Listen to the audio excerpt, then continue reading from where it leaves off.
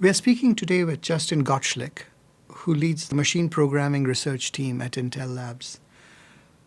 The newly formed research group focuses on the promise of machine programming, which is a fusion of machine learning, formal methods, programming languages, compilers, and computer systems. Justin, welcome to Knowledge at Wharton. Thank you so much for being with us here today. Wonderful. Thank you for having me, Mukul. So I just read that description of what machine programming is. But I think that, given all the buzz around AI, a lot of people are familiar with machine learning, but most of them, like me, don't have a clue what machine programming means. Perhaps you could explain the difference between the two? Certainly. Yeah, so at the very highest level, machine learning can be considered within the subset of artificial intelligence. And there's many different types of machine learning techniques. One of the most prominent right now are these things called deep neural networks. And that's a lot of what people are using to make the tremendous progress that we're seeing over the last decade. The machine programming is really the idea that we're trying to automate the development and maintenance of software. So the fundamental difference between the two is that with machine programming, you can kind of think of all of the field of machine learning being a subset of the field of machine programming. But in addition to using machine learning techniques, which are these approximate types of solutions, we'll also use other things like formal program synthesis techniques that will give us mathematically proven correct pieces of software. And then between those 2 points, you can kind of think of those as a spectrum. You have the approximate solutions here and the precise solutions here. And then there's a fusion of a number of different ways that you can combine these. And every one of these things essentially is a part of the bigger landscape of machine programming. So if I understood you right, machine programming is when you create software that can create more software. Right. How would that happen? And I wonder if you could give us a couple of examples just to help our audience understand this. Yeah, so the idea of creating software that creates its own software is really the core idea inside of machine programming. And a couple examples of that is we recently built a system using genetic algorithms. And what it does is it'll allow you to take certain input-output examples, and then by running through a number of iterations, we call them evolutions in the genetic algorithm space, it will then automatically synthesize the program that will match the input and output. You do this sort of in the training phase, and then it will take new input-output examples that it's never seen before, and then generate these new particular types of programs. So that's like one example that you might have in the space of machine programming. Right. And if you were to think about the impact that machine programming might have on different industries, which industries do you think are likely to be affected most by this, and over what period of time? Yeah, this is a fantastic question, and one that could require a very long response. So I'll try to keep it slightly abbreviated. At the highest level, one could imagine that any of the industries that are predominantly based in software are going to benefit from this tremendously. There was a recent survey that was done in earlier 2019 that showed, I think, we have something like 500,000 computer scientist positions that are open. So these are programming positions in industry that we need to fill. But we're only producing roughly 10% of the actual programmers to fill those roles. So what we're having in the software industry is essentially a bottleneck of supply. If we can start to automate some of the simple tasks, reading in a file, parsing data, helping us automate the software development testing, this will, I think, tremendously accelerate the rate at which software is being developed. So I would say that that's probably the first very obvious place. The other area that I think is going to be impacted tremendously by this are autonomous systems. In most of the spaces in autonomous systems, a core ingredient of those systems is software. So for example, if one were to think about autonomous vehicles, a large part of what's holding us back from getting to level 4 or level 5 autonomy, which is the point where the car can essentially handle all of the nuanced behaviors of driving in downtown Philly or something of that nature. A big bottleneck of that is really the implementation and the algorithms of the machine learning systems. If we can automatically construct those, these autonomous systems will also accelerate in their advancement. I'd like to come back in a little bit to the question about autonomous vehicles and the impact on the auto industry. But given the fact that a lot of our audience is in the financial services industry, I wonder if we could go a little deep into that. I know that AI has made quite a significant impact, for example, in areas like fraud detection. Right. Do you think machine programming can also have a major impact there? And if so, what might that look like? Absolutely.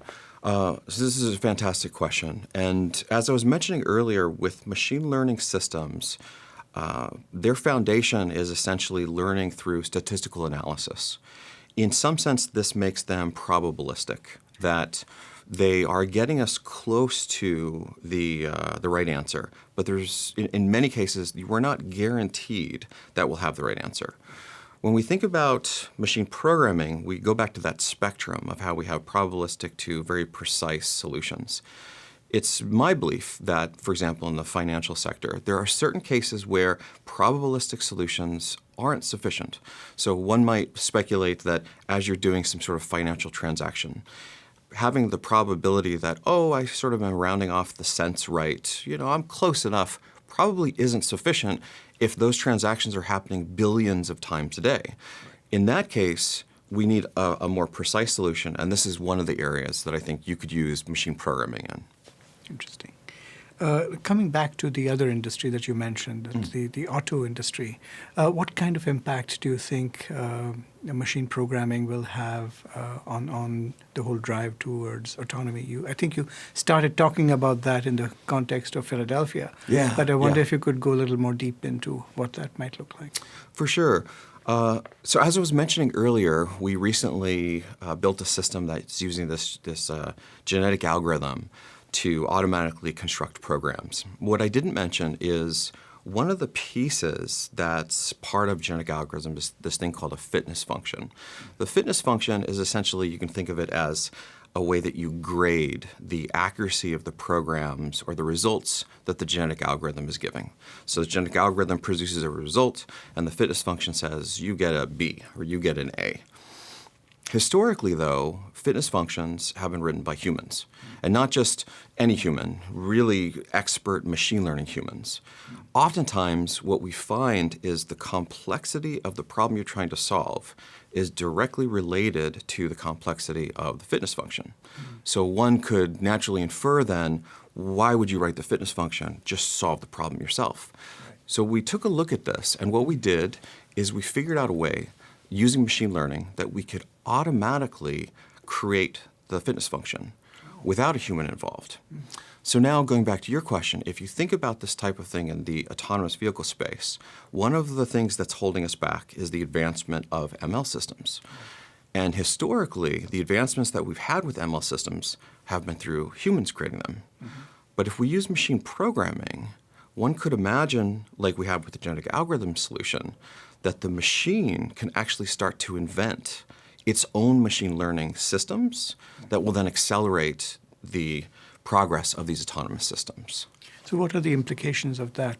One of the things that I've heard about that's holding back autonomous systems or the autonomous vehicles is the fact that it might be too late for the system to make a certain decision, and because you don't want to actually hit something, right? So we probably need software that can predict what's about to happen before it actually happens. Is that one of the issues that you're? Absolutely right. So this is tremendous insight. And actually, we had a NeurIPS paper. NeurIPS is one of the leading research conferences in machine learning. We had a NeurIPS paper in 2018 that tried to start to address this problem. So historically, what you're describing here is the space of anomaly detection. So the autonomous vehicle space, when we think about these various behaviors, we think this is an anomaly. And in particular, that's a time series anomaly. So for example, you're trying to prevent this vehicle from colliding with this other vehicle or make sure it doesn't hit a pedestrian. And as you pointed out, it's too late if you already have the event happen to detect it. So what we did in order to address this is we recreated the mathematical foundation for anomaly detection specifically for time series. I see. And so with this now, what our hope is that the community will adopt the new mathematical foundation we've created, and then they can apply this for time series anomaly detectors, which will start to address those types of problems. So, and machine programming helps with all this. Absolutely. So in the context of autonomous vehicles, you could think of using this mathematical foundation to better predict these anomalies. But when you think about machine programming, or you think programming in general, many of the problems we're seeing today with software is we have these correctness bugs, we have security bugs, we have these privacy violations. All of these things, in some sense, are time series in nature. Program is really just a sequence of instructions, one after another. So if you take that mathematical foundation, you can also apply it in the space of machine programming, which is exactly what we're doing. Now, one thing I've been curious about is that machine programming, like a lot of other areas of AI, has been around since the 1950s. Right. What's behind, the sudden interest in machine programming now? Why is it picking up in such a big way? And why is Intel, so interested in investing in it in a big way?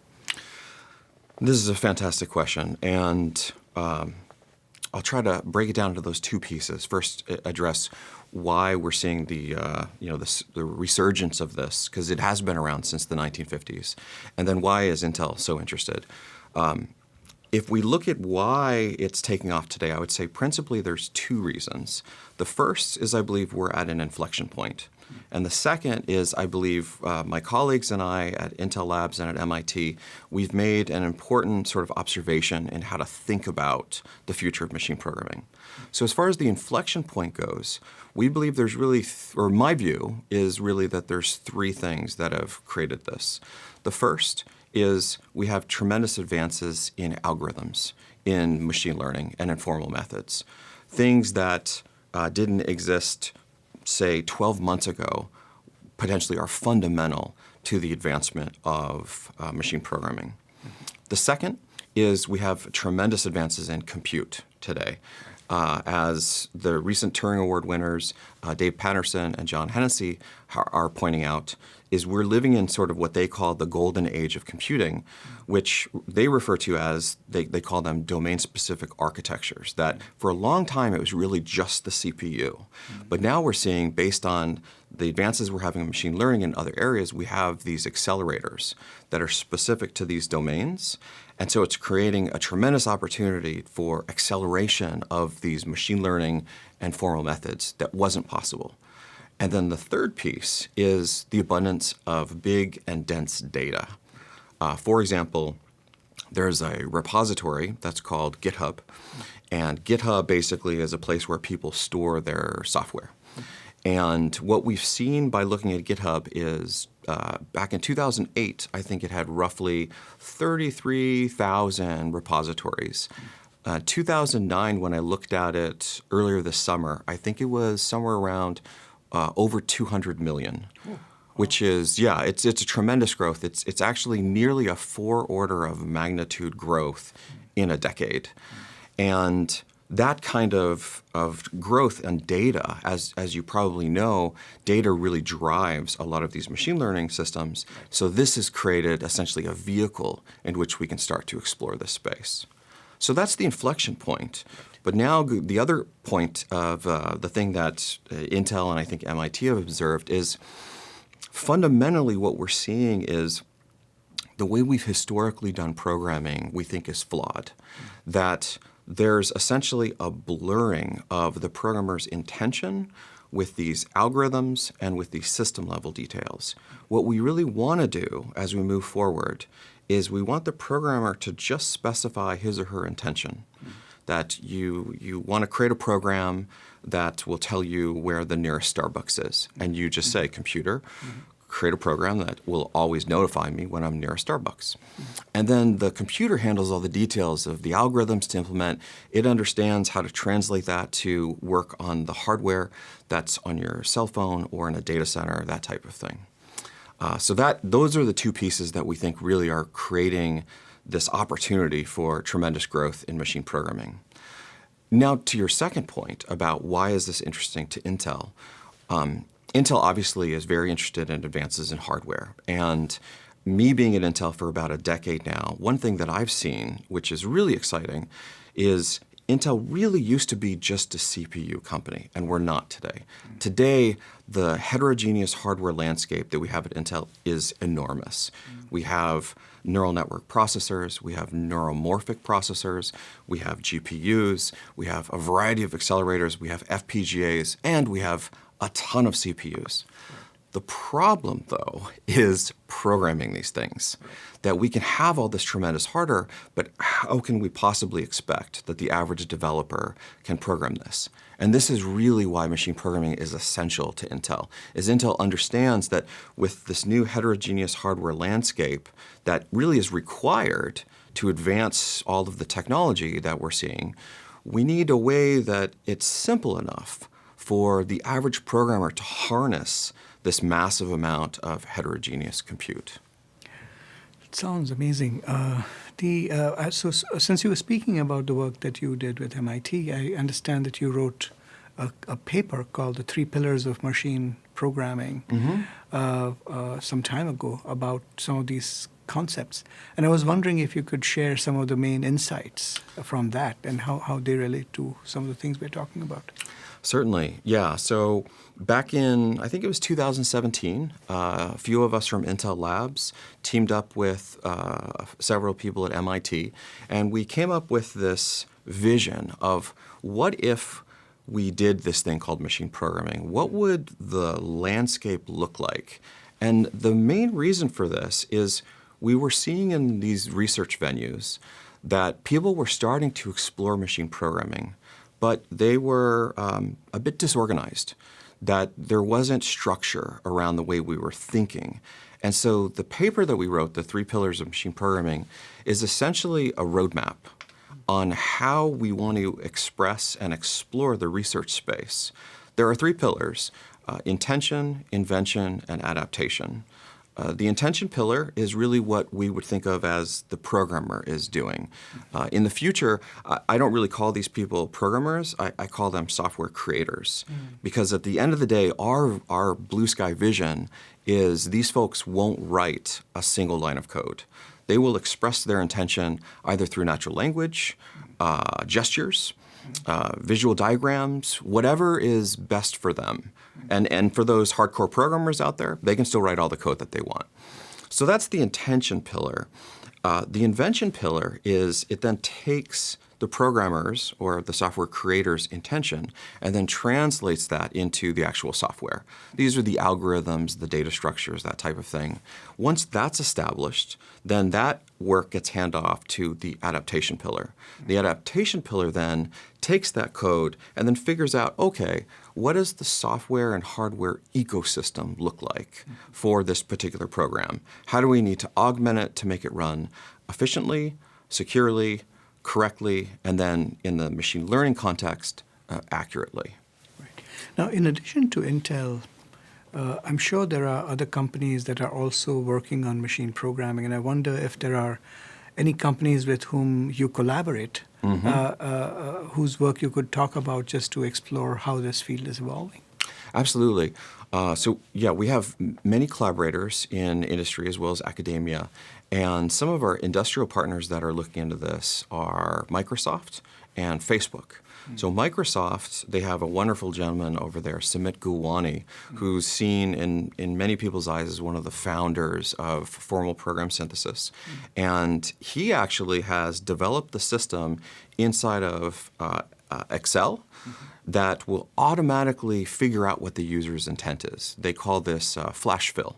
So this is a good concrete example of real-world evidence that this is not just a research toy. You can actually build this into real products. So Microsoft is deeply interested in this. Another company is Facebook. So Facebook is actually doing tremendous work in this space. They recently published a paper about a system called Aroma. And what Aroma does is essentially works along the same lines of the three pillars. It's principally focused on trying to help with the intention, that a programmer has an intention of trying to write some code and doesn't quite know exactly how to write that code. The Aroma system then will take a little bit of that code and do an analysis over a very large database and then send the user back, is this what you meant? Yes. And it's sort of a human-in-the-loop machine learning approximate solution that's sort of good early evidence that there's a lot of, while we think of the space of machine programming as being a very long journey, there's things that we can be doing today in industry that can be extremely valuable. No, that sounds pretty remarkable again. Now, you spoke about several companies. Which countries do you think are making progress that you find impressive in the area of machine programming? In general, in AI, I've heard that China is advancing in leaps and bounds. Could you talk about what's happening in other parts of the world, and what are some of the things that you're paying attention to? Absolutely. So as you pointed out, China is doing tremendous things. One of the things that they're doing is they have a very strong sort of governmental infrastructural support for AI. Right. And it's my belief that the U.S. also has this, but maybe not to the level that China does. It's something that I think as a country, we probably need to be a little bit more aggressive and progressive about. There's also a lot of involvement and advances that are happening in Europe.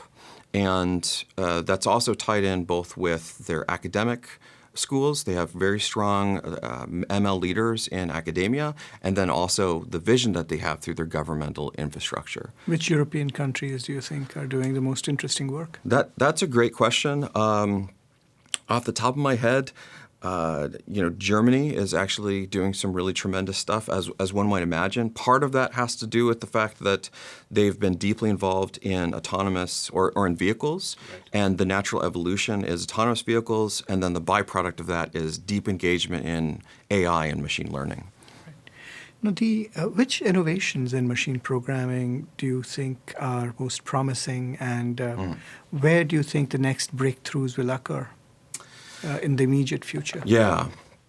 So this is a really fascinating question. And as I was mentioning before, there is a lot of low-hanging fruit where we can make advances and we can build things like Aroma or Flash Fill that are very useful. But there are some core challenges that, at least with the folks that I'm interacting with at places like Stanford and MIT and Google and deeply within Intel Labs, that we don't quite have the answer to. The first is the structural representation of intention. So what I mean by this is oftentimes when we're writing code, the programmer's intention is diffused across all of the code. What we really want to be able to do is understand how to properly represent the user's intention. And we don't quite have this. There's a lot of advances that we've made historically with things like compilers and static analysis tools that create different sort of graphical or tree structures.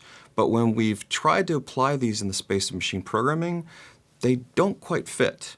That we can sort of, push the square peg in the round hole, but it's not the right match. So at Intel, we're thinking about this thing that we're sort of roughly calling the abstract semantic graph. And the idea here is this structure, whatever this is, that we don't quite understand, will be some sort of graphical representation of the semantics, essentially the intention of what the user wants. Once we figure out how to build this thing, my belief is the field of machine programming will see a tremendous spike of growth. So a lot of people are working on this. I'm working with collaborators, both in industry and then in academia, folks at Penn, Berkeley, MIT. We're all thinking deeply about this. Hopefully, we'll be able to figure out this abstract semantic graph soon. And until we do, I think that we'll just sort of work with the maybe not perfect solutions and try to edge our way forward. So if you figure it out, what might some of the implications be? So some of the implications will be the programs that we'll be able to generate are likely to be orders of magnitude more complex than the ones that we can create today. For example, in the space of formal program synthesis or approximate solutions for machine programming, we may be restricted to, let's say, programs that are up to maybe 100 instructions or less.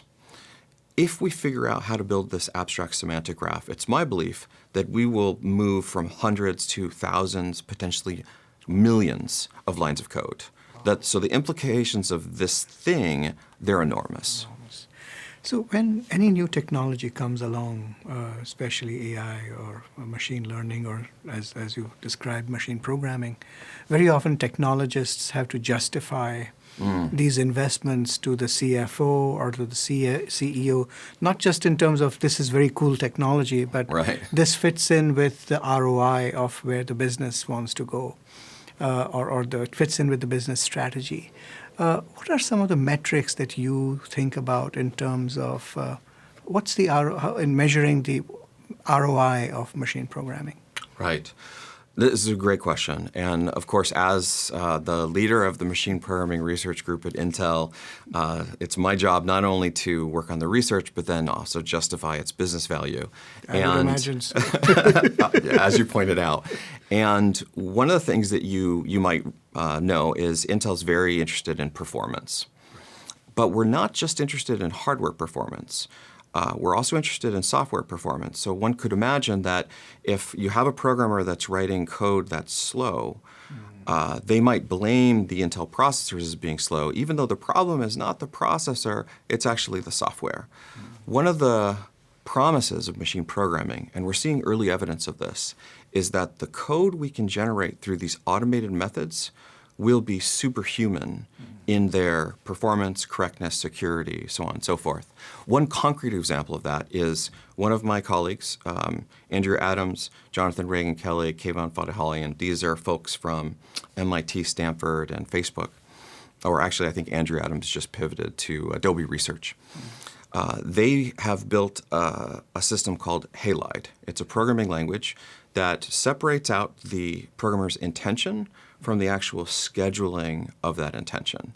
And in their recent paper this year that was published, I think in June, they've shown for the first time that the world's foremost experts in this programming language can't compete with the machine. That the machine is producing code now that is regularly more efficient, and I think it's by I'm just going to guess here, by at least 50%. It might be upwards of 100% faster, and this is the first time in the decade that they've been working in Halide that they've been able to achieve this. But so this gives us promise that if we can do it in Halide, maybe we can generalize this and start to improve the efficiency of code everywhere. This is really important to Intel because obviously we want everyone's software to run as efficiently as possible, and we don't want people to mistakenly believe that our hardware is slow when actually the problem is somewhere else. Right. No, I hear you, and it actually reminds me of a broader concern that I have often heard about AI, which is that as a lot of automation begins to take place and AI systems get implemented, that the impact of jobs could be considerable. So, for example, with autonomous trucks, there's been a fear that lots of truck drivers could be losing their jobs if autonomous vehicles stopped hauling goods across the highways. So, do you think that there is a risk that if machine programming takes off, that the same thing could happen to software programmer jobs, and that this is something that the industry should be concerned about? Right. This is an excellent question, and one that I'm asked quite often. My honest opinion is actually the inverse will happen, is that through machine programming, we will create many jobs, perhaps millions or tens of millions of jobs. And the reasoning is actually very simple. Right now, we have a global population in the billions, yet the programmer pool today is a very small percentage. I don't know the exact percentage, but I think that it's roughly around like 1% of the global population. With machine programming, what we are trying to achieve is enable the entire global population to create software. For example, my mother, she's incredible, entrepreneur. She's created several businesses and has just done fantastic. But she's not a programmer. So the entire world of software is closed off to her. And in fact, this is one of the reasons that I became so compelled is I see someone like her who's wildly creative. She has some amazing ideas. But because software is closed off, those ideas never get realized. And hopefully with machine programming, with this intentionality that we were discussing earlier, this will create tens, hundreds of millions of jobs. It'll also keep the programmers that we have today employed because there is work to do on building these very complex systems. And as we expand intentionality, we're going to require those people, those what we call at Intel, those ninjas, to be ensuring all the subsystems that are part of those three pillars are advancing appropriately. So since we were talking about these adverse consequences, it reminded me of a conversation almost 15 years ago with Andy Grove, the former CEO of Intel, whom we had interviewed in 2004.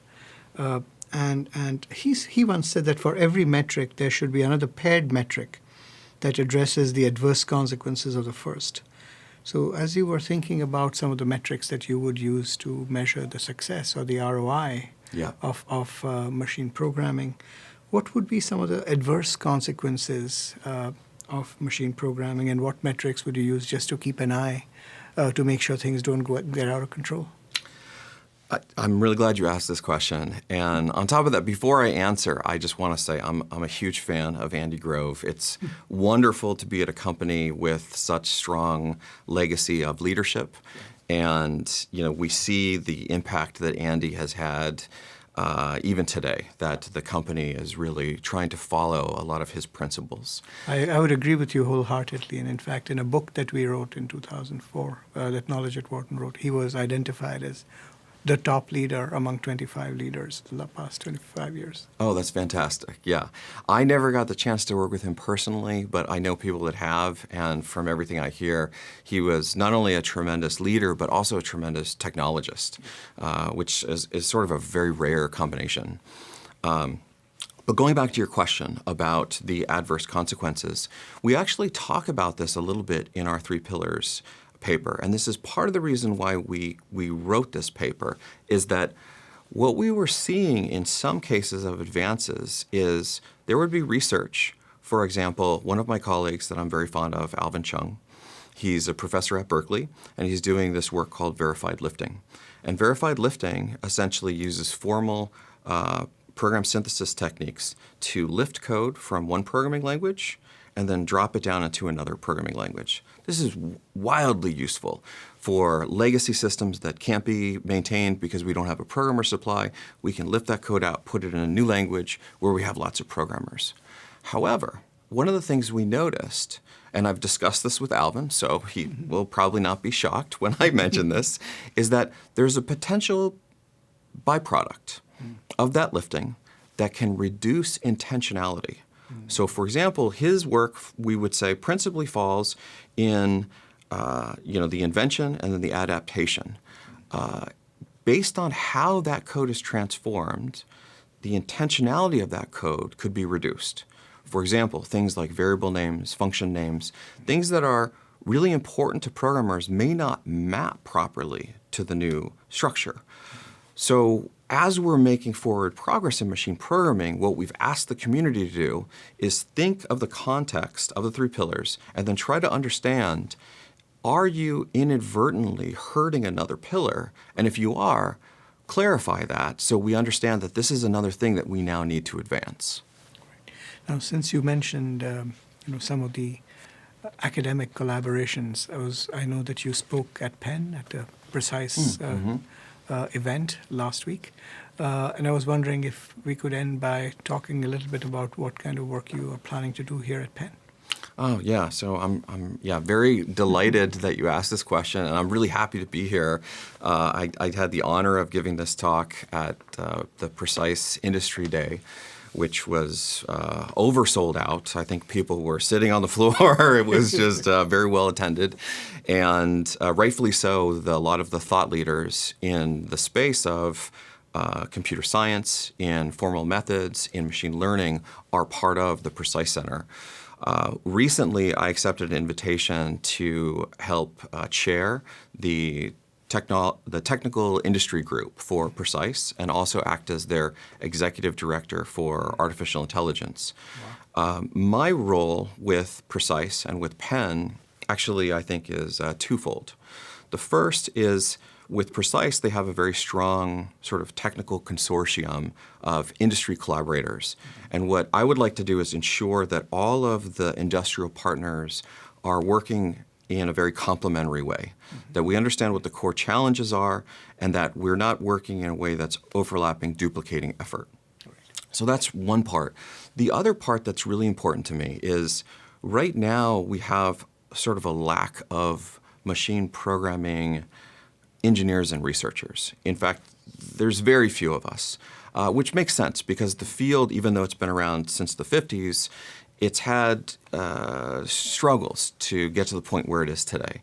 So what we're working on with Penn and other academic institutes is to start to incorporate curriculum changes and get our undergrads, get our grad students more familiar with it, and then also generate the new leading minds through the PhD programs that are then going to drive the research that are happening both in academia and in the industrial labs. Well, all that sounds wonderful. And Justin, thank you so much for taking the time to explain all these things to us. It's wonderful to meet you and very happy to have you here at Knowledge at Wharton. Yeah, it's been my pleasure. Thank you so much for having me. For more insight from Knowledge at Wharton, please visit knowledge.wharton.upenn.edu.